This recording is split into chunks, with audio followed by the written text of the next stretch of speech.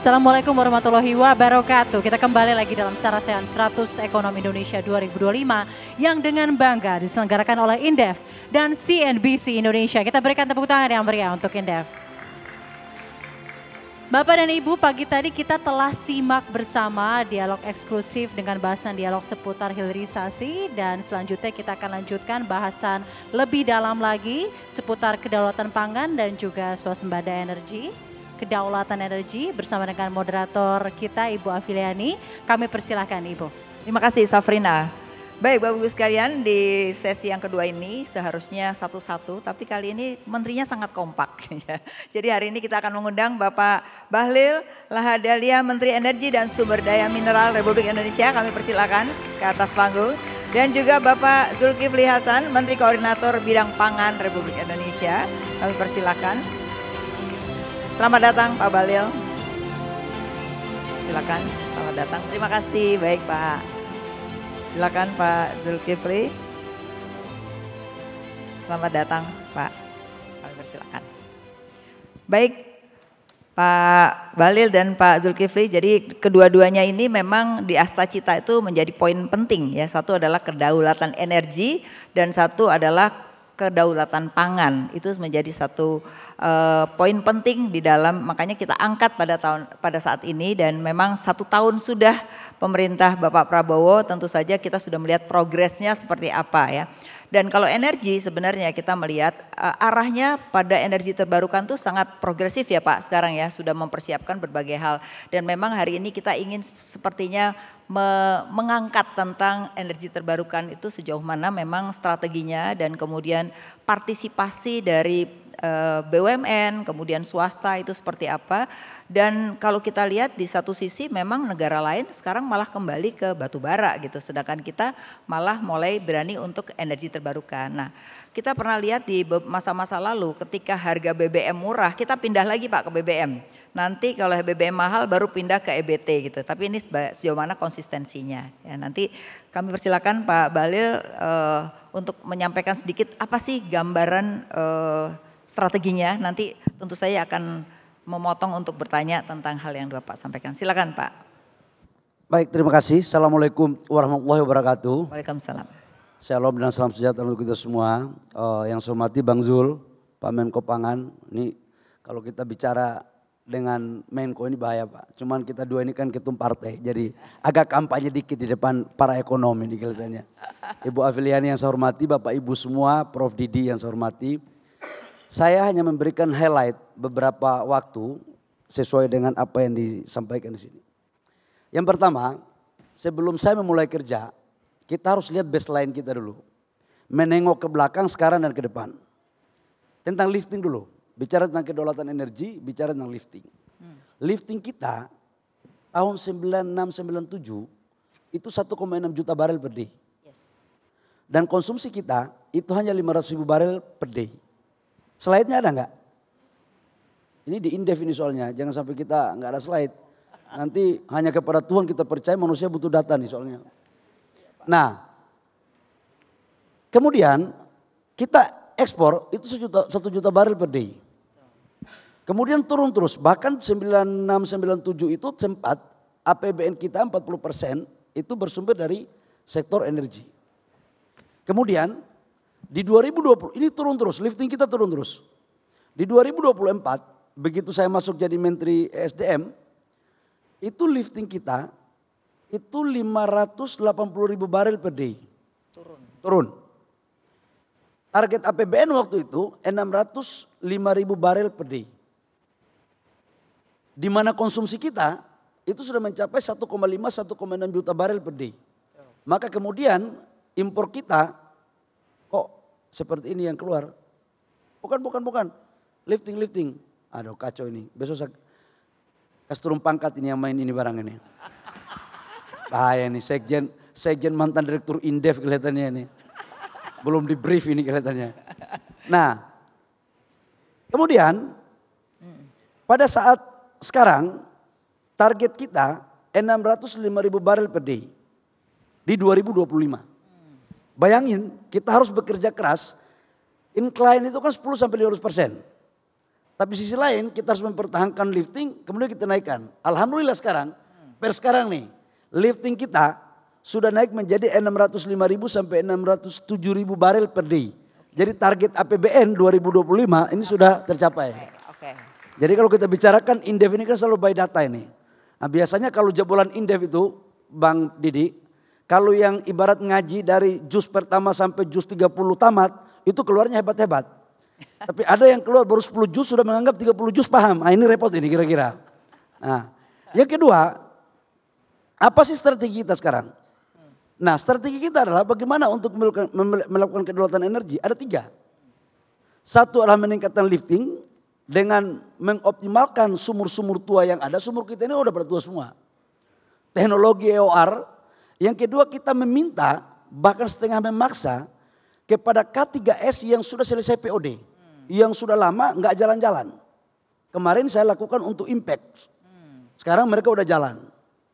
Kemudian itu yang kedua. Yang ketiga adalah kita harus melakukan eksplorasi besar-besaran. 75 tikungan sekarang yang kita akan lakukan. Nah, ini sudah mulai berjalan. Di sisi lain, dalam rangka mempertahankan ini, kita harus memotret seperti program biodiesel. Solar kita sekarang, kita impor itu tinggal 4,9 juta kiloliter. 4,9 juta ton per tahun solar. Ya. Kenapa itu terjadi? Karena kita itu mampu melakukan transformasi ke biodiesel. Konsumsi solar kita per tahun 34 sampai 35 juta ton.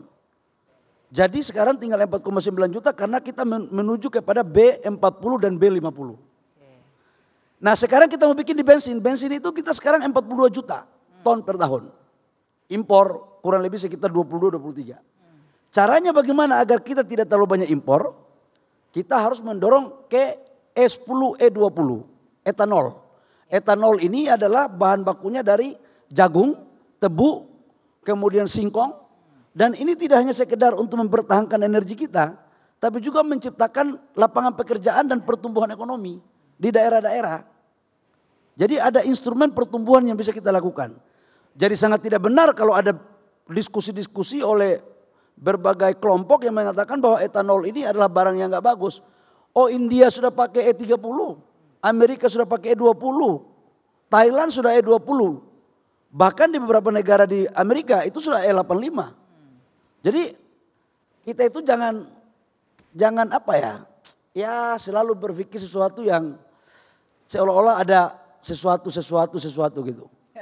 Dan yang kedua, jangan swasta memaksakan kehendak gitu loh. Apalagi SPBU ini kan gitu.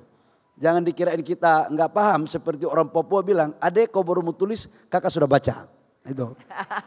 Nah, ini untuk menyangkut dengan energi. Nah, problem kita adalah LPG. LPG kita itu konsumsinya 8,5 juta ton per tahun. Produksi kita itu hanya 1,3. Kita impor 7,2. Kenapa ini kita impor? Karena memang kita mempunyai gas yang banyak. Tetapi gas kita itu speknya C1, C2. Yang itu tidak bisa dijadikan bahan baku untuk LPG. Maka kemudian kita dorong untuk C3, C4-nya kita bangun. Dan kita dorong juga untuk hilirisasi batu bara, DME.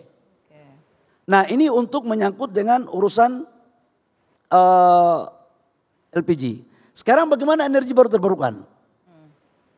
Bapak Ibu semua, energi baru terbarukan ini sesuatu awalnya sih menurut saya butuh didiskusikan. Karena cost-nya tinggi, Mbak. Kita ini jangan terlalu asik menari di gendang orang. Energi baru terbarukan ini kan ide dari Paris Agreement, dari negara-negara G7. Mendorong untuk menurunkan emisi. Tapi apa yang terjadi hari ini beberapa negara yang menginisiasi itu keluar. Karena memang butuh cost yang tinggi. Tapi kita Indonesia kan sudah terlanjur komit. Orang Indonesia ini terlalu baik. Kalau sudah sekali komit gitu. Nah, taat aturan. Jadi kita ini juga harus pintar-pintar, jangan mereka memanfaatkan keluguan kita gitu loh. Tapi oleh Presiden Prabowo mengatakan bahwa apapun yang terjadi harus didorong untuk memakai energi baru terbarukan. Maka kemudian dalam RUPTL 2025-2034 itu 69,5 gigawatt itu semuanya kita dorong ke energi baru terbarukan. Baik matahari, kemudian air, angin, geothermal, termasuk waste to energy. Nanti Pak Ketua Satgas yang akan ngomong gitu kan. Kita bagi-bagi tugas. Menteri SDM Ketum Golkar itu baik. Tugasnya pun kita kasih sebagian supaya pemerataan gitu loh. Itulah enaknya Pak Didi gitu kan. Karena Golkar itu mengayomi semuanya soalnya. Beringin kan gitu. Jadi kalau mataharinya agak panas biar orang gak panas bisa diayomi gitu. Nah saya lanjut ke persoalan energi baru terbarukan. Tetapi menurut saya adalah suatu hal yang kita lakukan itu sekarang adalah bagaimana kita melakukan transformasi untuk juga kepada mobil listrik, motor listrik. Motor kita itu 120 juta motor. Betul. Yang sekarang terjadi. Ya. Dan tidak ada cara lain menurut saya selain kita meningkatkan lifting, kita mendorong energi baru terbarukan, kemudian juga kita akan berbicara tentang mobil listrik. Nah khusus untuk menyangkut dengan hilirisasi, karena kebetulan saya Satgas hilirisasi, saya mau jelaskan dulu. Bapak Ibu semua, saya mau sampaikan bahwa negara ini tidak akan pernah maju dalam berbagai pandangan pakar ekonomi termasuk Rodrik mengatakan bahwa tidak ada sebuah negara yang mempunyai sumber daya alam yang banyak yang sekarang menjadi negara berkembang untuk menjadi negara maju kalau tanpa ada industrialisasi dan hilirisasi. Kalau tidak kita menjadi negara kutukan sumber daya alam. Saya mau ceritakan sedikit ini para ekonom ini. Ini asal musabab hilirisasi. Kalau tadi mungkin dari Kementerian Investasi menjelaskan, itu melanjutkan apa yang kami buat dengan Pak Didi dulu. Bapak Ibu semua, kalau kita melihat, kita mengambil contoh ekspor nikel. Nikel kita itu tahun 2017-2018, ekspor kita itu hanya 3,3 miliar US dollar. Kita menyetop ekspor ore nikel, banyak persoalan waktu itu saya jadi Menteri Investasi Kepala BKPM. Bukan Menteri SDM waktu itu. Saya diminta untuk menyetop itu. Oh saya dihajar oleh teman-teman saya. Waktu saya menyetop itu ada sekitar 500 ton ore nikel perusahaan saya dulu waktu saya jadi pengusaha. Itu di GT. Yang itu profitnya cukup bagus lah kira-kira begitu. Tapi kalau itu sudah jadi pejabat ya kepentingan pribadi jangan kita bawa gitu kan. Apa yang terjadi? 2023-2024 begitu kita membangun hilirisasi. Itu ekspor kita sudah mencapai 34 miliar US dollar. Namun Bu, satu hal. Hilirisasi ini dalam pandangan saya waktu itu adalah belum adil. Belum adil. Masalahnya di mana Pak? Karena hilirisasi yang kita bangun bukan by design. Tiba saat tiba akal. Tidak disiapkan. Tidak dipersiapkan dengan baik. Gimana tidak adilnya? Pertama, di Cina, di Korea, di Jepang, orang membangun hilirisasi itu ada keterlibatan negara. Ada institusinya yang langsung cantolan. Kayak di China itu langsung di bawah PM. Betul. Di Korea itu di bawah Menteri Bapendasnya. Di Indonesia nggak jelas. Makanya kita membuat badan. Saya pernah dikritik oleh Pak Faisal Basri almarhum. Sama Pak JK. Pak sekarang namanya kan hilirisasi dan investasi dan hilirisasi kan. Sekarang BKPM kan sudah seperti itu ya. Betul. Nah sebentar Pak, kan Bapak bicara tentang energi nih. Saya tuh menariknya gini, hilirisasi itu seringkali kalau kita lihat ada beberapa sektor sedang punya problem dengan energi Pak. Terutama gas alam misalnya gitu. Nah ini sejauh mana sebenarnya hilirisasi ini didukung dengan sumber energi yang besar ini Pak. Ini juga akan menjadi daya saingnya akan menjadi masalah Pak. Betul. Kalau kita bicara hilirisasi, tidak hanya bicara tentang bagaimana meningkatkan nilai tambah terhadap bahan baku. Betul. Tapi juga ada instrumen pendukung, termasuk dalamnya adalah energi. Sekarang kita mendesain neraca komoditas kita. Untuk gas 2027 itu kita akan surplus. 2025-2026 betul kita punya gas banyak, tapi kita sudah marketnya sudah diteken 30% untuk ekspor. Nah waktu POD, orang pengelola minyak sumur-sumur ini nggak mungkin dia akan melakukan produksi kalau marketnya tidak ada. Itu kelemahan kita juga. Tetapi dengan adanya sekarang kita membuat neraca komoditas kita, kita seluruh kayak Eni itu kurang lebih sekitar 1000 mm. Kemudian Mubadalah tahap pertama ini sekitar 300 mm. Oke. Kemudian ada juga di Papua dan di Jawa Timur. Itu 2027 ya Pak? 2027 itu semua kita all streamnya ke dalam negeri. Oke, nah 7 sektor sekarang sedang menghadapi masalah dengan gas alam itu sendiri, gimana menjembatani menuju ke 2027 untuk industri Pak? Sekarang itu kan HGBT. Ya. Yang Ibu mau tanyakan ini kan HGBT Betul. sebenarnya. Itu gimana Pak? Jadi HGBT tetap kita berikan. Oke. HGBT kita berikan tapi size-nya yang mungkin tidak seperti ekspektasi. 40% kalau nggak salah ya Pak? Ya, size-nya yang tidak bisa ekspektasi. Karena kalau itu kita kasih HGBT itu kan harganya $6,5. $7 ya? 6,5 untuk industri yang berorientasi pada subsidi. Yang 7 sektor ya? $7 bagi industri yang tidak berorientasi pada subsidi. Oke. Sementara harga pasar sekarang itu 10 sampai $11 Ya. per mm. Maka kemudian kita dorong agar 2027 ini semuanya bisa tercover. Oke, jadi 2027 ini pasti industri udah akan Tercover. punya problem. Oke. Saya kembali kepada hilirisasi tadi Mbak. Iya. Saya katakan kenapa tidak adil. Contoh, iup-iup semua sekarang dulu didapatkan lewat tender. Betul. Dan yang dapat itu lagi, itu lagi.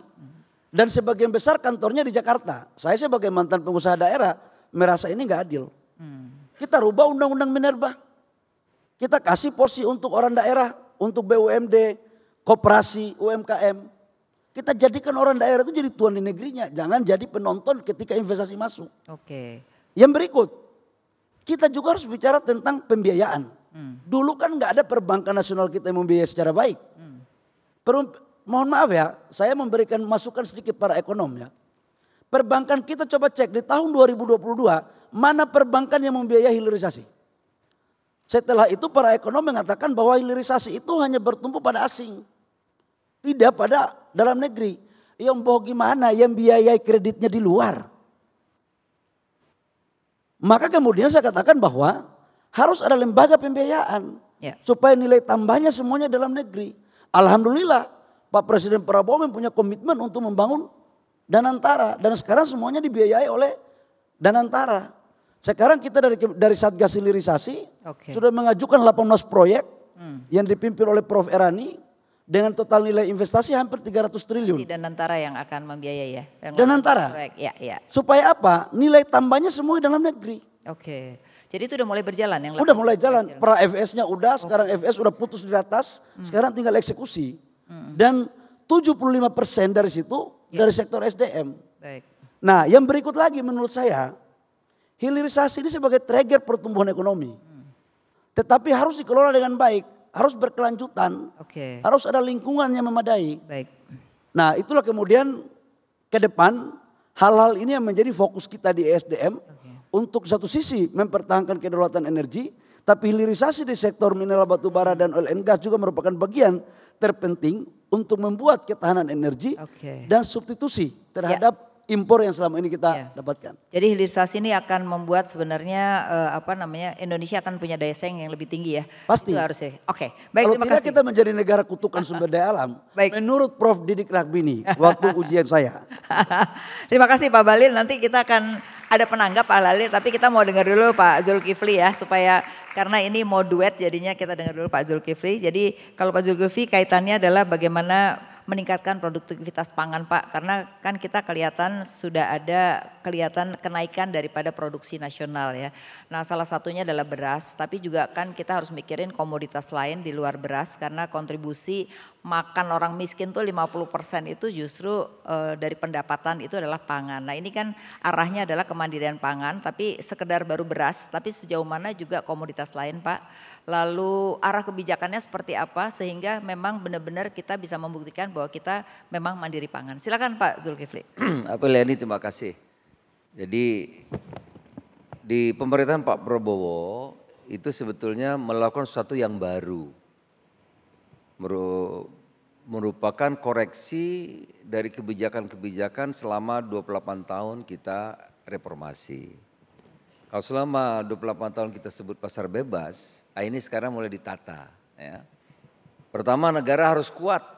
Tadi Pak Bahlil mengatakan maka lahirlah Danantara. Untuk bangun seperti dulu kita punya Krakatau Steel, kita punya IPTN, kita punya petrokimia, kita punya pabrik pupuk dan lain-lain. Jadi lahir Danantara untuk hilirisasi. Nah yang kedua, kita akan menjadi bangsa yang kuat, maju kalau SDM-nya kuat. Gitu. Manusianya akan kuat kalau gizinya bagus. Gitu. Oleh karena itu kebijakan andal Pak Prabowo adalah makan gratis, MBG. Ya. Nah, saudara-saudara bayangkan kalau itu berjalan dengan baik, ya, karena ini sesuatu yang baru, mendasar, besar dan tentu dampaknya luas. Oleh karena itu dia memang tidak mudah ya, memberi makan 82,9 juta orang. Tapi kalau ini berjalan dengan baik, bayangkan 82,9 juta orang, kalau kita perlu telur satu orang, kita perlu 82,9 juta butir telur satu hari. Kita perlu 82,9 juta buah. Kita perlu 82,9 juta sayur, ikan, ayam, nasi. Itu sesuatu yang luar biasa. Oleh karena itu berikutnya tidak boleh ditawar-tawar, artinya kita harus swasembada. Maka kedaulatan pangan menjadi sangat penting. Begitu kita buka rapor soal pangan, ini ya, hampir semua impor.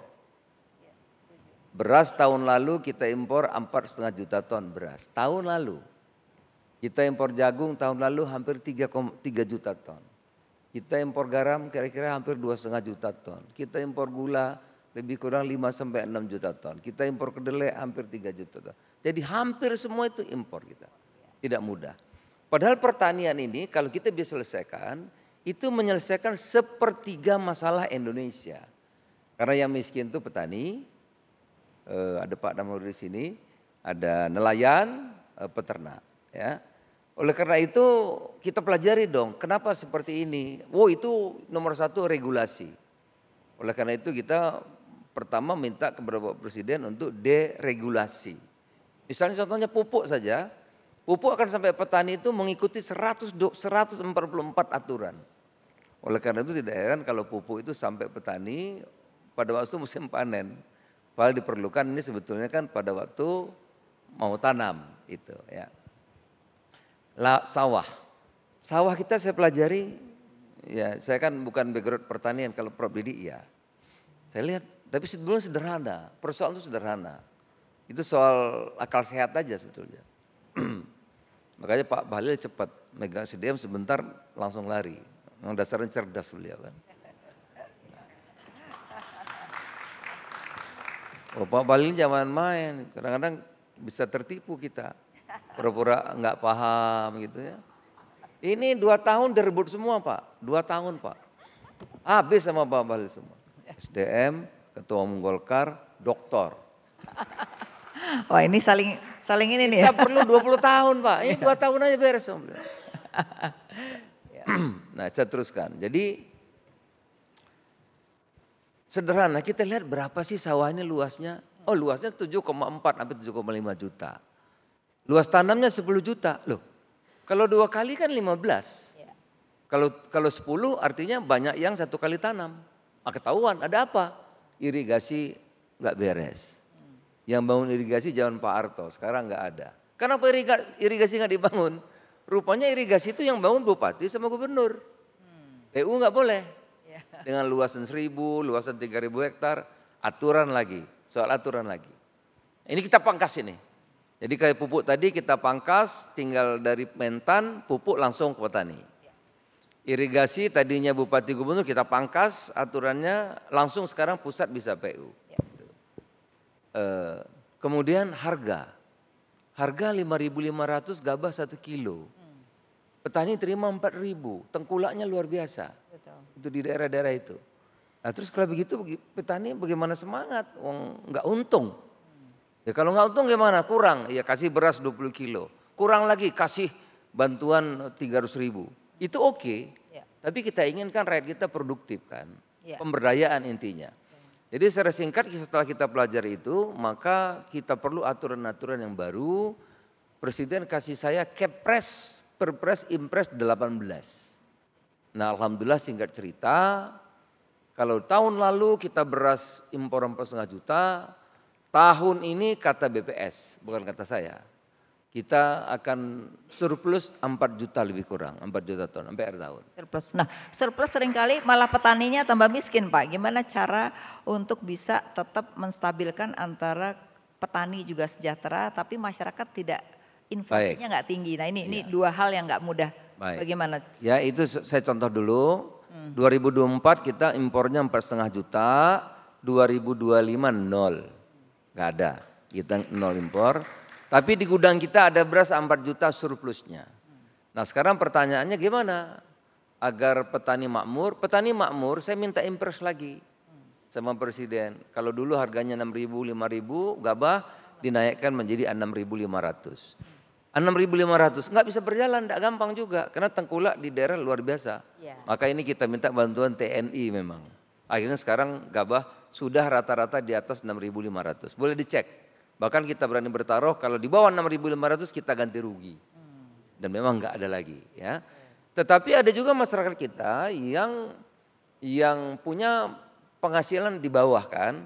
Mereka harus mendapat harga beras yang murah. Oleh karena itu programnya Bulog, beras yang surplus itu Dibeli. ya dijual dengan harga subsidi. Itu yang disebut dengan SPHP, dijual dengan 12.500, tapi belinya memang harus di pasar tradisional gitu agar tidak disalahgunakan itu. Jadi dia dengan harga tertentu harus dibeli Iya, harga tertentu oleh Bulog kan ya Pak ya? Bulog, Nah, iya. kemudian, Itu kita sediakan 2 juta, kemudian ada bantuan beras. Itu selama 2 bulan 20 kilo. Dengan menyasar 18,2 juta penduduk ya. Di samping SPHP tadi ada juga bantuan beras 20 itu ya. kilo. Cuman kan skala ekonomi dari petani kita itu kan kecil-kecil Pak. Jadi untuk hidup dengan skala mereka pun sebenarnya nggak cukup. Nah ini apa yang dilakukan upaya oleh pemerintah? Nah itu dia. Tapi sebelum ke sana kita lihat dulu ya. Buktinya petani itu makmur, lebih makmur dari tahun kemarin atau tidak, bukan kata saya. Itu.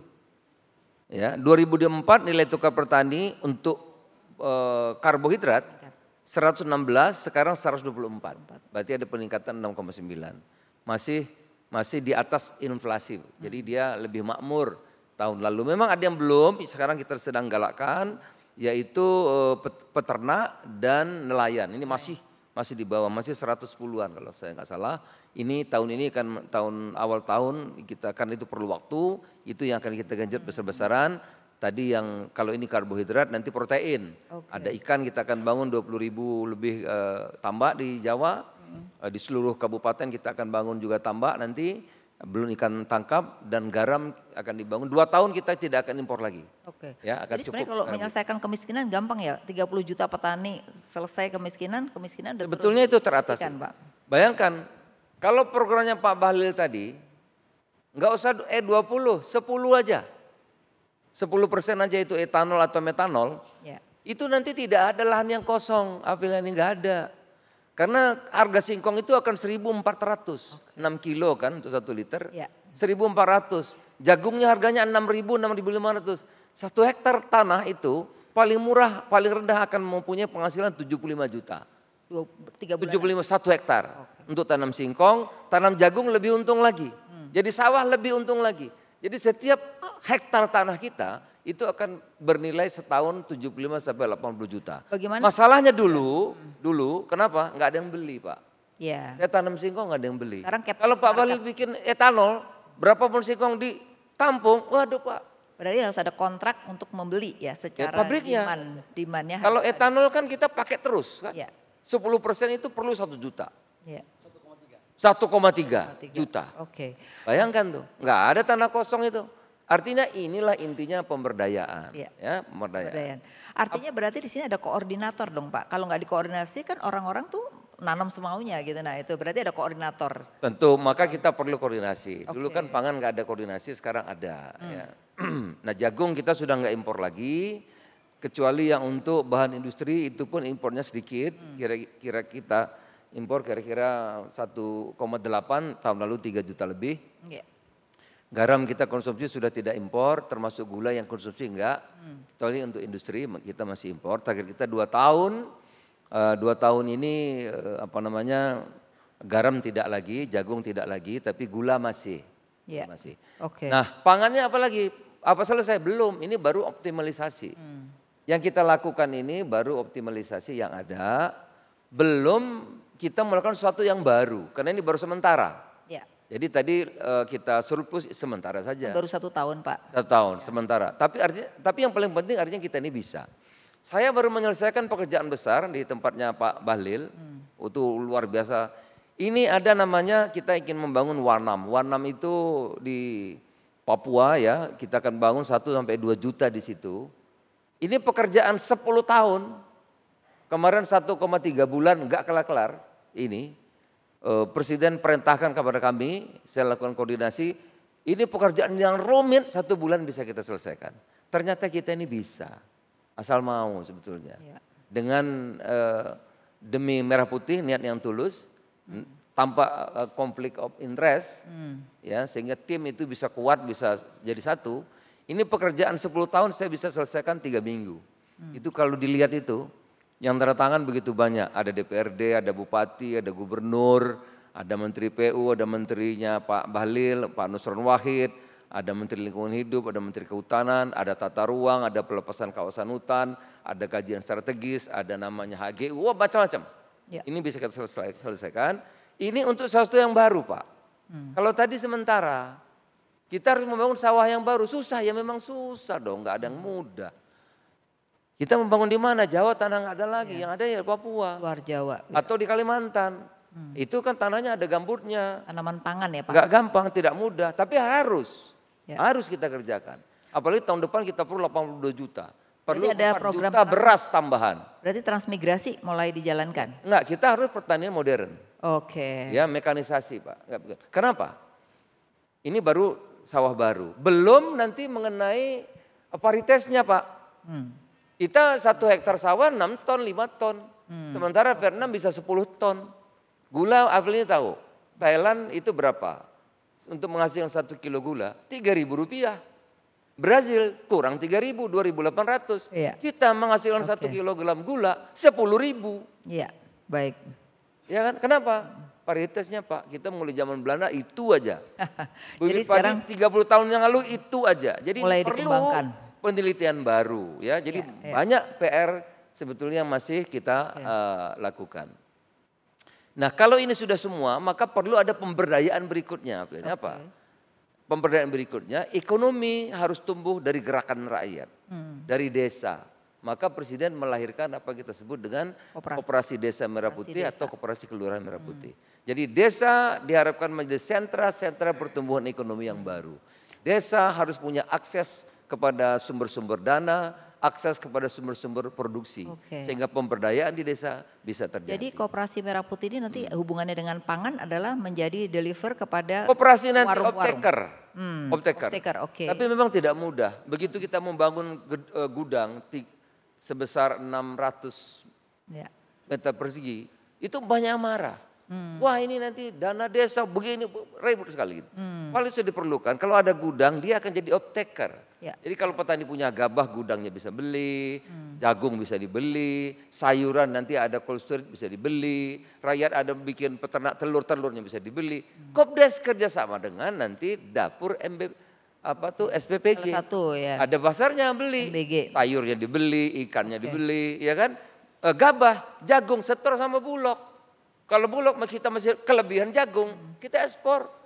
Kalau kita beli 6.500, ekspor 5.500, rugi 1.000 enggak masalah.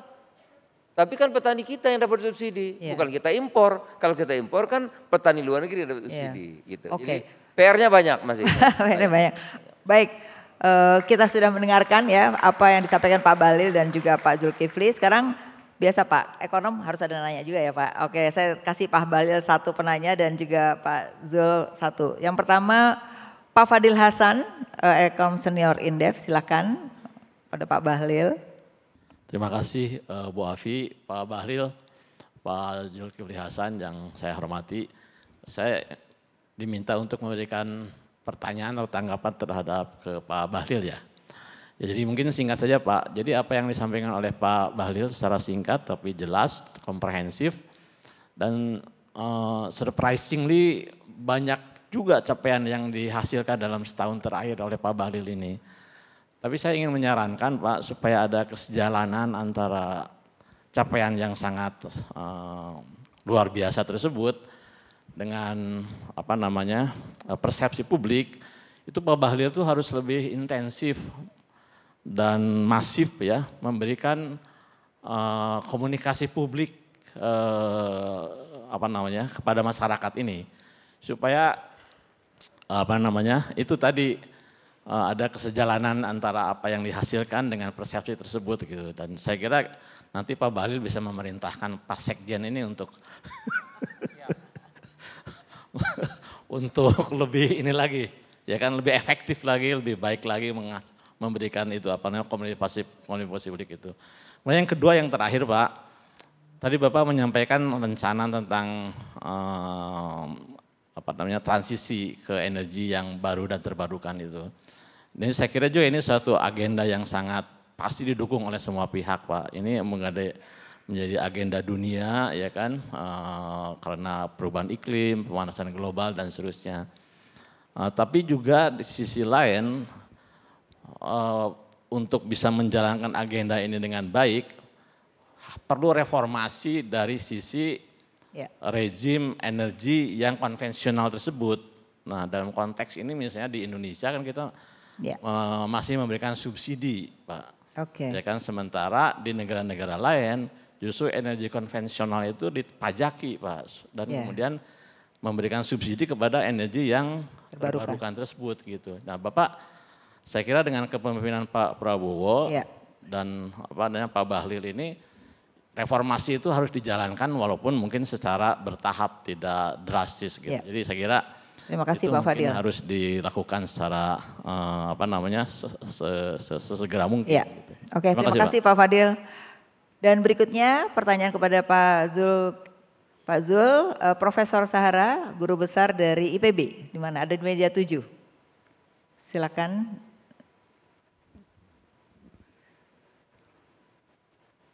Ya. Baik, terima kasih Ibu Api atas kesempatannya. Izin Pak Zul, Pak Menteri, saya diminta untuk menanggapi terkait dengan kebijakan pangan. Kita semua memahami bahwa dengan jumlah penduduk Indonesia yang mencapai sekitar 280 juta jiwa, ketersediaan pangan itu tentu saja menjadi isu yang sangat krusial. Dan ketika kita berbicara terkait dengan ketersediaan pangan, tentu saja tidak terlepas dari produksi dalam negeri yang tadi sudah Bapak jelaskan, lalu kemudian impor dan juga ekspor. Nah yang ingin saya tanyakan terkait dengan impor pangan strategis yang masih kita lakukan terutama untuk komoditas-komoditas impor Pak, terutama untuk komoditas-komoditas seperti gula, garam, daging sapi, lalu kemudian kedelai dan juga bawang putih. Nah kebijakan impor yang selama ini dilakukan itu adalah berbasis kuota dan kerap kali itu menimbulkan berbagai persoalan, transparansi, kemudian distorsi pasar dan juga terkadang menyebabkan disefisiensi bagi para pelaku usaha untuk meningkatkan produksi di dalam negeri. Dan beberapa pihak sebenarnya sudah mengusulkan ya untuk melakukan reformasi maksud saya terkait dengan kebijakan impor pangan dari tarif menuju tarif rate quota atau full tarif untuk mewujudkan tata kelola pangan yang lebih transparan dan juga kompetitif. Nah pertanyaan saya, tadi Bapak banyak membicarakan regulasi. Untuk kebijakan pangan, apakah sudah dipertimbangkan juga untuk mereformasi kebijakan pangan dari kuota tadi menuju tarif rate quota atau tadi full tarif untuk mewujudkan tata kelola pangan yang efisien dan transparan. Terima kasih. Assalamualaikum warahmatullahi wabarakatuh. Prof. Sahara, silakan Pak Bahlil, kemudian Pak Zul, masih ada waktu masing-masing 4,5 menit. Baik, makasih Bang Fadil. Yang pertama, benar itu Bang Fadil menyampaikan itu. Sosialisasi ini penting. Makanya kita ambil sekjennya dari jebolan Indef gitu, supaya bisa membantu gitu. Kalau Indef ini kan main data-data bagus, tapi saya kira juga informasi. Capaian dari Kementerian SDM tidak hanya lifting, PNBP kita itu mencapai target APBN per bulan Oktober. Di saat komoditas semua turun. Itu dibutuhkan strategi yang di luar kelaziman dan itu di kampus nggak ada. Itu yang ada bisa orang main aja di situ. Yang kedua, Bang Fadil tahu bahwa kita itu Indonesia sudah merdeka 80 tahun, masih ada 5.700 desa yang belum ada listrik. Masih ada 4.400 dusun yang belum ada listrik. Saya tahu betul bagaimana hidup dulu, lahir tidak ada listrik, cuma pakai lampu pelita. Di tahun 2025 kami alokasikan anggaran kurang lebih sekitar 1.285 desa yang harus dilistriki.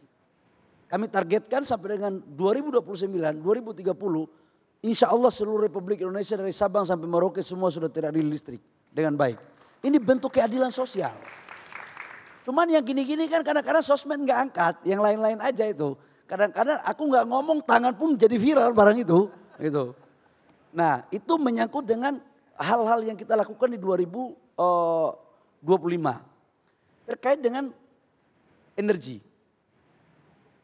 Gini Bang, tidak bisa dibantahkan bahwa teknologi energi baru terbarukan itu jauh lebih mahal ketimbang energi batu bara dan fosil. Inilah perdebatan di dunia. Kita pingin barang bersih, tapi harganya juga harus yang terjangkau. Saya ngomong di beberapa kementerian di Eropa, di Amerika, di beberapa negara G7. Saya katakan tidak ada satu makhluk di dunia ini yang tidak ingin menurunkan emisi dan menjaga keberlangsungan kehidupan kita. Tapi problemnya adalah ada biayanya tinggi. Negara Anda udah maju. Negara Anda udah punya kekuatan ekonomi dan teknologi yang baik. Standar Anda dijadikan sebagai rujukan untuk menerapkan bagi negara-negara yang lain belum tentu sama. Maka apa yang kita lakukan harus ada strategi. Sekarang orang membilang kita bahwa jangan dulu tebang kayu-kayu kita. Eropa segala macam. Karbon. Dalam hati aku pernah tanya kepada mereka. Tahun 50, tahun 60 ketika kalian menebang hutan kalian. Apakah ada negara lain yang melarang kalian? Harga karbon kita lebih murah daripada harga karbon mereka. Harga karbon kita dianggap cuma $25 per ton. Punya mereka $100 per ton. Saya tanya kenapa? Karena mereka menganggap bahwa capex-nya lebih tinggi daripada punya kita. Saya membuat lucu-lucu, tapi jangan disampaikan di media bahwa ini sesuatu yang benar. Saya membuat lucu, kalau begitu begini cara ekonominya. Biarkan kami dulu selesaikan hutan kami ambil dulu, habis itu baru kita mulai 0-0. Tapi saya katakan bahwa moral kami Indonesia tidak seperti yang itu. Kami tetap konsisten. Nah terkait dengan transisi energi ini, maka apa yang dilakukan? Sekarang arahan Bapak Presiden Prabowo kepada kami untuk segera menghitung. Bagaimana kalau kita pakai solar panel semua. 80 gigawatt sampai 100 gigawatt.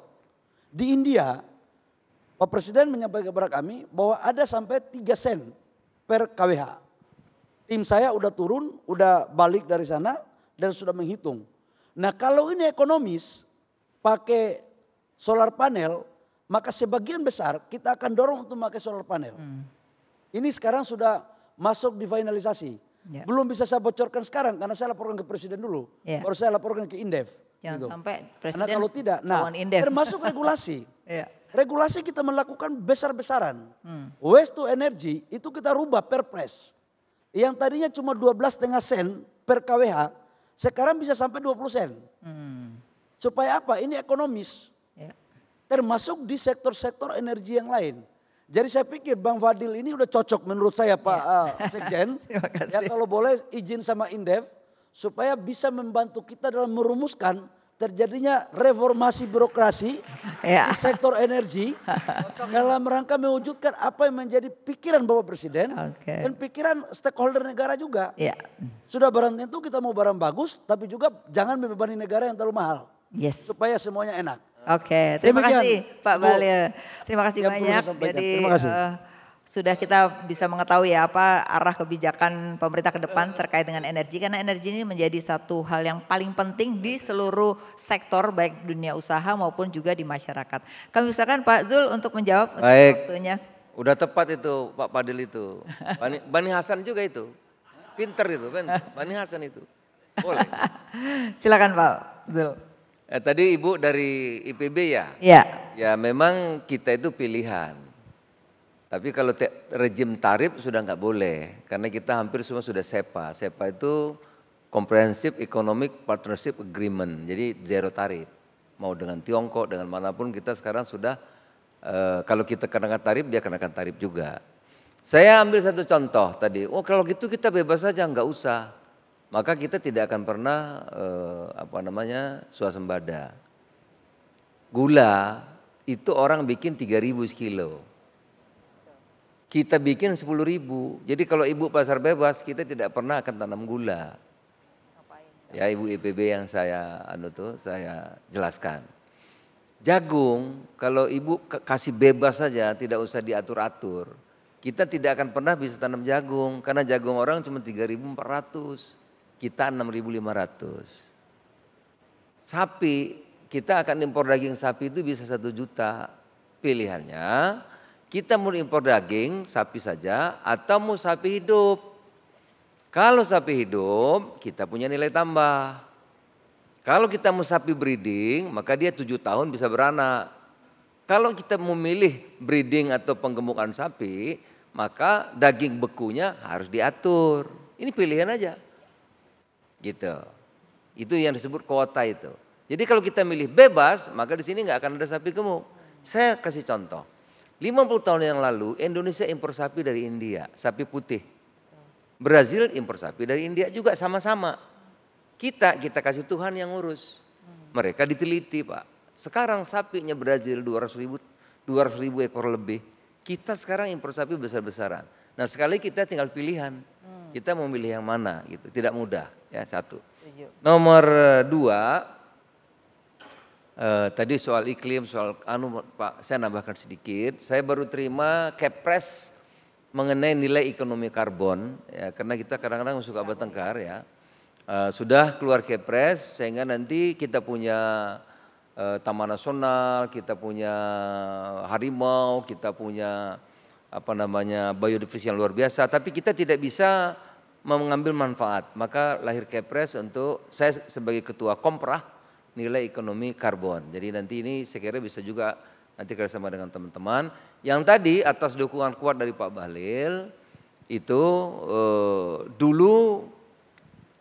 dulu listrik dari sampah itu 11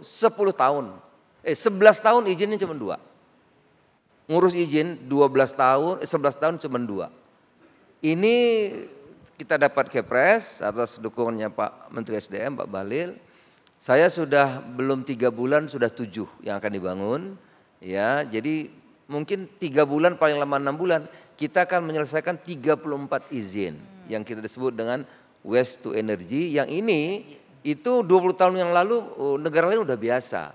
Malaysia, Singapura, Arab Saudi, Jepang, Tiongkok ini sudah biasa, tapi kita baru mulai sekarang. Jadi mudah-mudahan nanti tarifnya berapa 20 sen. Yang sampah tadi yang mengganggu, membuat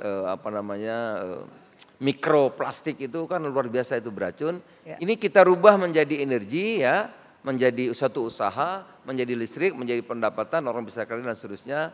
Itu contoh-contoh beberapa pekerjaan yang kita selesaikan dengan cepat. Saya kira gitu, Afi. Baik, terima kasih Pak Zul. Kita kasih aplaus buat Pak Zulkifli dan juga Pak Bahlil. Jadi sebenarnya kalau kita mendengar dari 2 narasumber ini, kita punya harapan, ya. Satu dari sisi pangan, sebenarnya dengan kemandirian pangan ini akan banyak meningkatkan pendapatan petani. Tentu saja ini yang kita harapkan, peningkatan pendapatan dan kemiskinan pastinya akan berkurang.